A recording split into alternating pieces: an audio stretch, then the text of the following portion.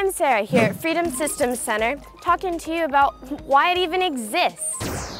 I'm amazed that the most powerful and resourceful country in the world is ranked lowest in renewable energy. We rely on imported oils and non-renewable fossil fuels. CO2 emissions increase the rate of climate change. Energy is something like 12 to 14% of the economy. It touches everything that we do. Should we be using corn for food versus fuel?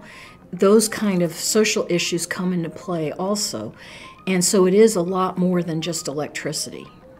We're using resources that were created over millions and millions of years, and we're using them all in the span of 200 years. And so we need to come up with some revolutionary concepts to be able to use these resources in a way that the resources are generated at the same rate that we're consuming them.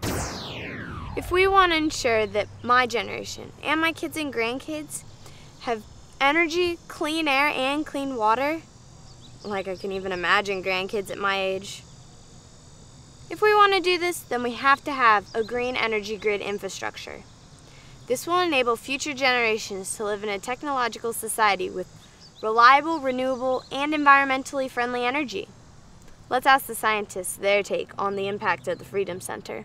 Now, if we go to renewable energy, we suddenly need to have some storage capacity for that. And that's developing a whole set of complementary technologies. So electric vehicles play a significant role in the smart grid in the sense that they allow us to use wind power and solar power. They allow us to store that energy and level it so that, say for solar, even though it's being generated during the middle of the day, you could then use that at night because it can be stored in the vehicles and then used again later. And what's important about the battery research is you connect all those batteries together and it's rechargeable. Suddenly you've got storage. So now your solar panels and your wind panels all actually work very well. Everybody can help contribute to electricity. We can make electricity with our cars, and when we plug in, if we have extra, we can give it to the grid. We could have solar at our homes. We could have wind power.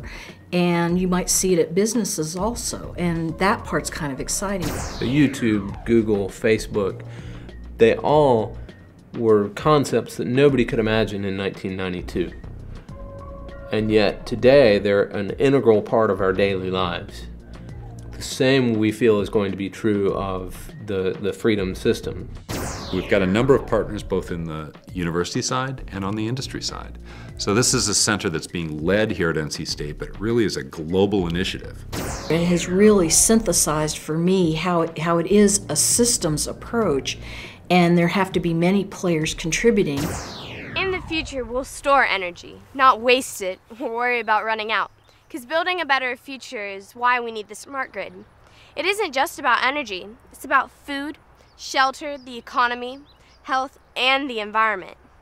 Isn't that a future you want to be a part of? If you look at this entire industry, it is an area that is in desperate need of engineers and scientists. And so developing those students to have the skills not only in the engineering, but also to be successful leaders in the industry, so understanding business, having an ability to communicate, and ability to understand the social ramifications of the technologies that they're developing. It's a brand new field. It's very exciting to come in to a field of study and know that you're going to help the future of our country and the world.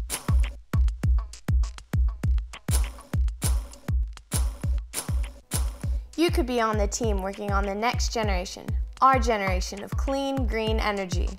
I'm Sarah, and I hope to see you here at the Freedom Systems Center.